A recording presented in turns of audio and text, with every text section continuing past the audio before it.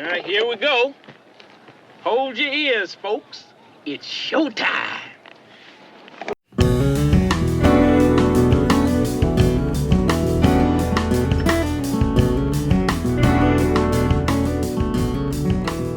Welcome back to the Backwards History Podcast. As always, I'm your host, Will, here with my co-host, Kevin. Say hi, Kevin. Hi, Kevin. Shut up, Kevin. Wait, it's nice for you to tell me that in person, but that offends me. Don't ever do it again.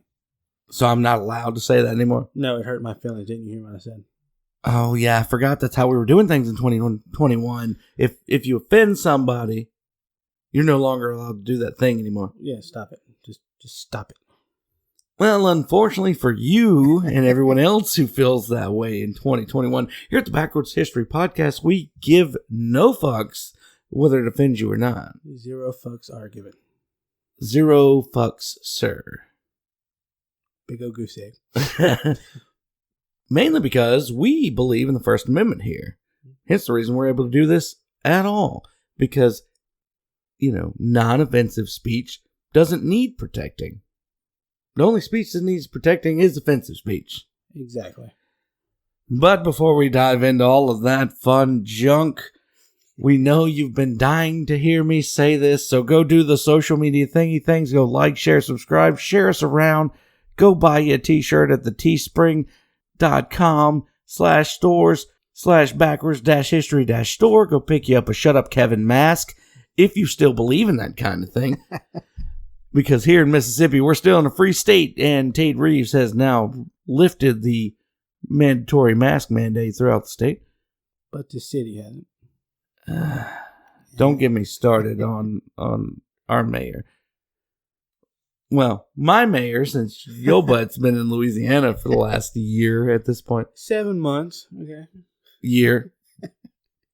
But the last time we talked, we were talking about saying Jumanji at midnight on New Year's and thinking everything was going to go back to normal. And we already knew we were wrong last episode. Yes, we did. It has only gotten worse.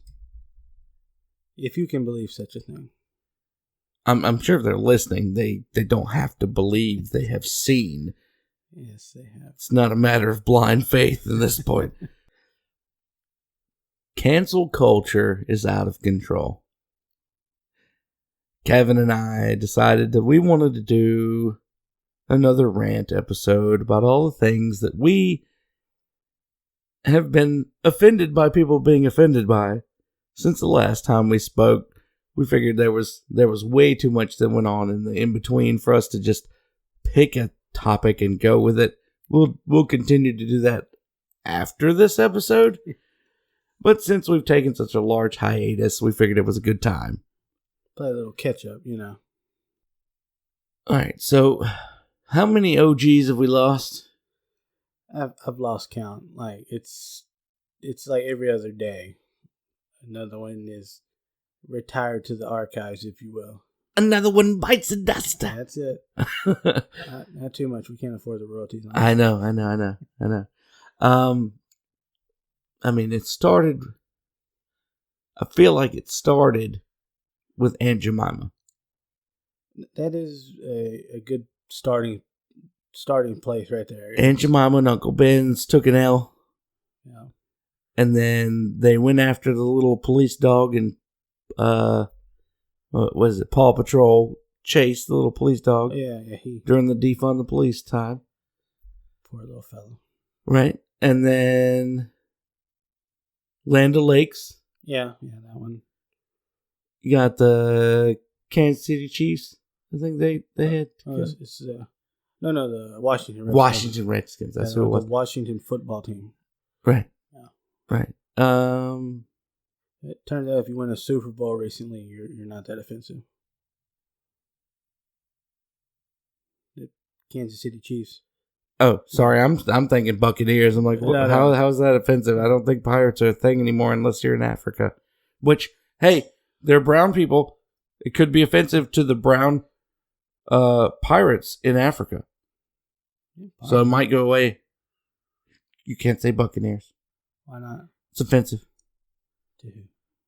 To the guys committing crimes over there. I mean, George Floyd was a career criminal and people rioted like he was Jesus. Someone actually made the argument that he was Jesus in the recent trial. Oh, yeah, they got the jury selection started for that. Yeah. And the judge said, no, you can't make that argument. Like, legit had to say, no, you can't make that argument. That they tried to equate George Floyd to Jesus. Wow. Yeah, that's a stretch. And I'm agnostic, and I still said that's a stretch. Well, not just a stretch. That's kind of wrong. You're trying to play off of the jury's religious beliefs as your whole defense. I mean, you got so much more you can go off of on that one. Yeah, there's like a mountain of evidence. That's cheating. Yeah. Let's see. The Potato Head line has been rebranded as Potato Head instead of Mr. Potato Head and Mrs. Potato Head. Which I always found funny, like when that toy first hit the shelf, you had to provide your own potato. What? Yeah. Like when it came out like the 50s or 60s, whenever. You just got like the eyeballs and stuff. You only got like the features, yeah. You had to provide your own potato. I mean, it makes sense. Which I feel like that'd been more fun because then you get like different shaped potatoes and you can make a completely different person. You get very unique toys each time. Huh. I did not know that. Oh, yeah. I'm full of little trivia like that. But he did not know which hand Thanos wore the Infinity Gauntlet on. I got confused with the one. All right, fine. I'll let it go. Tell us, just go ahead and message us on Twitter, Facebook, Instagram, emails. I don't care. Tell me what hand Thanos wore the Infinity Gauntlet on. See if you get it right. The one he had made. Just gonna throw that out there. Well, the other one wasn't the Infinity Gauntlet. The one that Iron Man made was not the Infinity Gauntlet. That's fair. But that's where I got confused. Do I have to say it again? No. Shut up, Kevin. Hey. You're alienating half our audience by being that offensive. Okay. Not our audience. No. Our audience is way past that. They're totally endeared now. So. And if you're a newcomer and this is the first episode, I encourage you to go back and listen to the rest of them and get a feel for it. I mean, we just recently started dropping F-bombs and stuff, but society, our stuff was already offensive. Jesus. Mother of Mary. Anyway. Mother's offensive. We can't use that kind of language here. Like legit, since the last time we talked, I think, or it may have been before that, the House of Representatives has dropped all gender terms. They're no longer allowed to say things like mother, father, brother, sister, that kind of stuff. Seriously? Not kidding. Wow. Now they violated it since then, but they made a house rule. Well, it's written on paper somewhere, so it's fine. Well, rules for thee, but not for me. And regarding our hiatus, we've just had scheduling conflicts, technical issues, just a whole lot going on. As Will alluded to earlier, I spent the better part of the last year in Louisiana working. By the way, big shout out to all my crew members listening. By working, he means he got paid to play in the dirt. I feel like that's an oversimplification, but yes. No, you play in the dirt. For a living, you play in the dirt. And all of your crew members, if you're listening, yeah, you guys get paid to play in the dirt. I did that back in elementary school, and I didn't get paid nothing. I'm very jealous. I'm just going to say that. Hey, it takes skill to turn that into a career, okay? Skill or dumb luck? A little bit of both. I mean, hand me a shovel, and then when I find something, I can brush around it too. Hey, we both went to the same university, okay? Yes. I chose to play with computers. You chose to play with dirt. And like I said, again, an oversimplification, but essentially, yes. Very much so. If someone had watched WandaVision, he'd get that reference. I haven't started it yet. That's why I said, had someone watched WandaVision, he'd get that reference. I'm too busy rewatching Stargate. Nerd. SG-1. I'm a nerd. We've established this, okay? So, the most current victim of cancel culture. As of the recording of this episode, it moves quick. Actually, no, I'm sure there's been something else since this started, but probably as fast as cancel culture has moved. Now it's Dr. Seuss. Right. beloved children's author for the last 150 years. Like, not kidding. When I first saw scrolling through Facebook, I say, see, now Dr. Seuss is offensive. Dr. Seuss is racist. As the headline, and I hadn't read the article yet. All I could literally think was, are you fucking serious? That was my first thought too. Are you fucking serious? Who dug through the old children's books, Mr. Cat in the Hat, Mr. Green Eggs and Ham, Horton Hears a Who, all that, and found something racist? Who? Right. And that's where you get into what's called a confirmation bias. When you go intentionally looking for something to confirm your, basically what you're looking for. I'm looking for something specific to support this, instead of looking at the material for what it is and drawing a conclusion.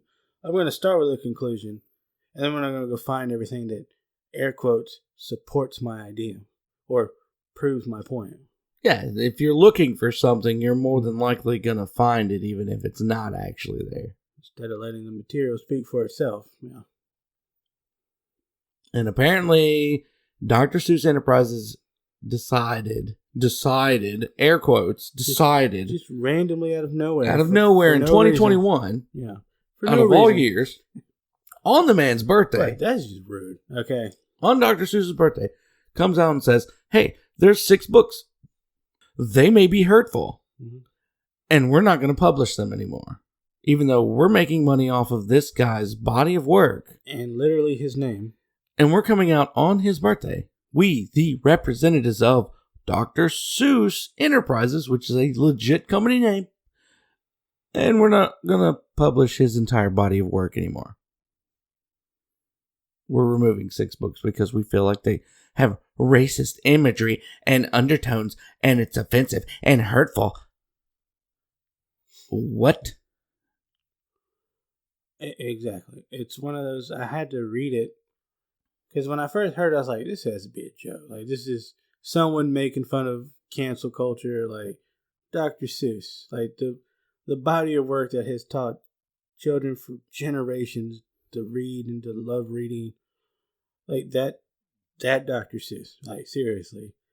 And then when I finally read into it, like, the 6 books they picked, I'm like, I don't think I've ever heard of these books. Like, which, in their defense, a lot of those books had not had very good, if not non-existent, sale numbers in years. Right. But the timing couldn't be more ironic. Exactly. And almost feels like a publicity stunt and virtue signaling. Yeah. Right. Come on saying, hey, we're woke. Buy the rest of our books. Right. Buy the popular books. Because we're woke and we're sensitive. No. Had they decided to remove these titles and not, like, said anything, especially made an announcement on the dude's birthday, no one would have even known. Right. No one would have known. It would have been quietly done. The only difference would be those books wouldn't be incredibly popular right now. People snatching them up on every possible venue. For a company that bears the man's name. Literally. You would expect that they have some reverence for him. Right. And his legacy. For their namesake, yes. And if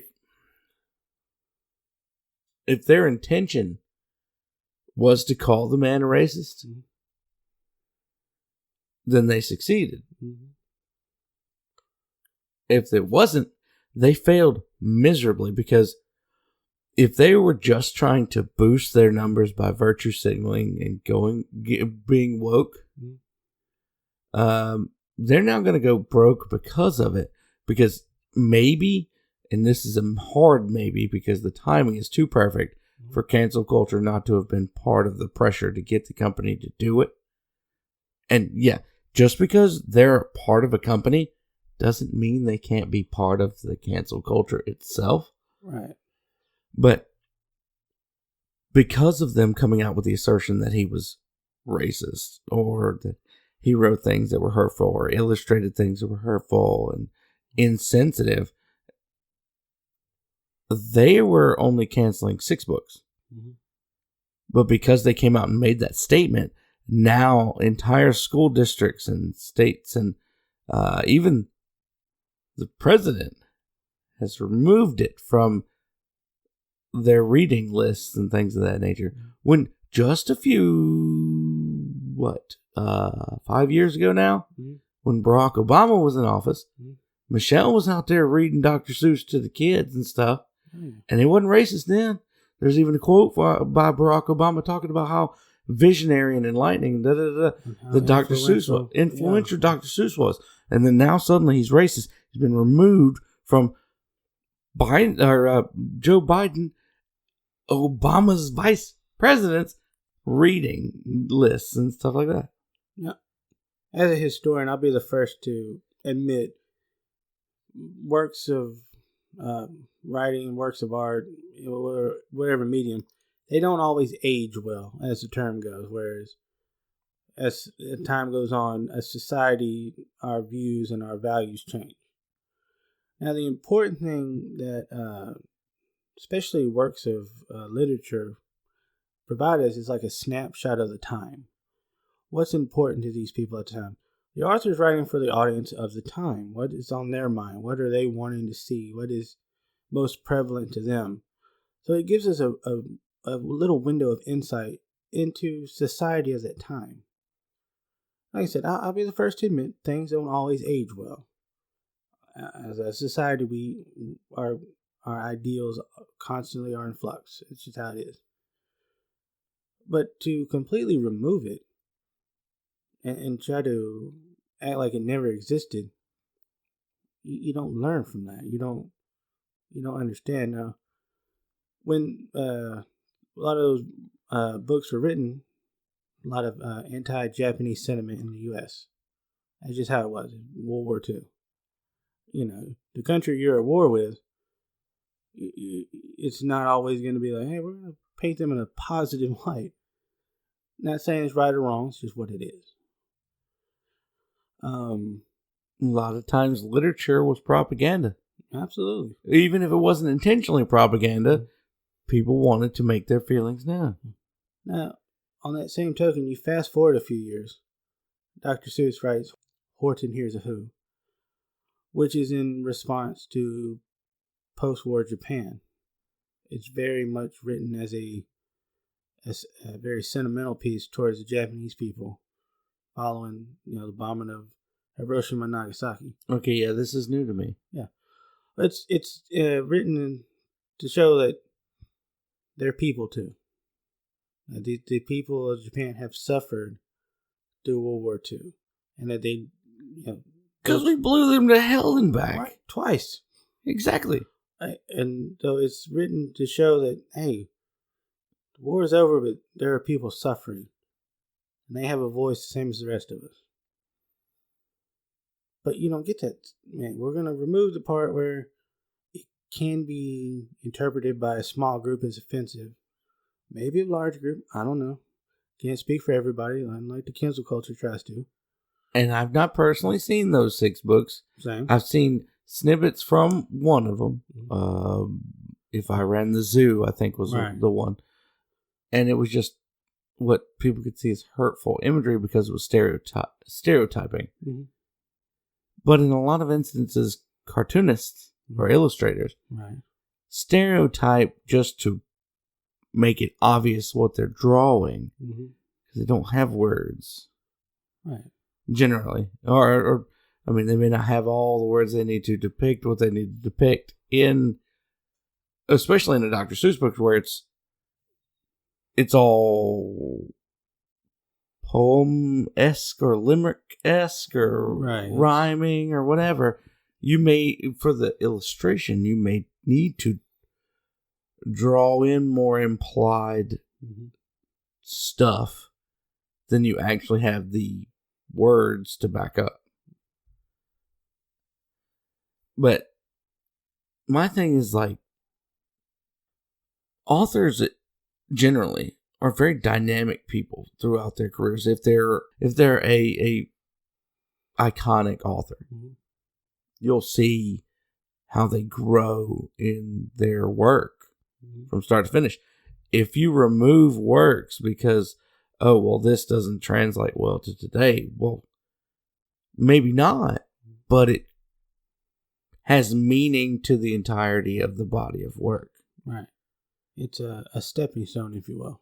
Right, because you go from things that may or may not have been directly hurtful to things like, I don't remember the name of the actual Dr. Seuss book, but the one where they had the star, some people had stars on their bellies and some people did not. And that one teaches you, not to look at people differently or treat people differently based on outward appearance, them being different. Right. Yeah. Which is very good, it's a good lesson. I guess moral to that story, which would have been very different from what we're being told is told by those 6 books, or at least some part or parcel. And that shows growth in the author's, at minimum, in the author's desire on the outward appearance of his works. Now, I can't speak for the author himself having had a change of heart, but at least in his works, he had a change of heart in the meaning or the lesson he wanted to portray. And you're making money off of this man. I feel like you should have reverence for that fact and that fact alone. I'm a nobody to this guy and his work, and I see that. What the hell is wrong with those people? Exactly.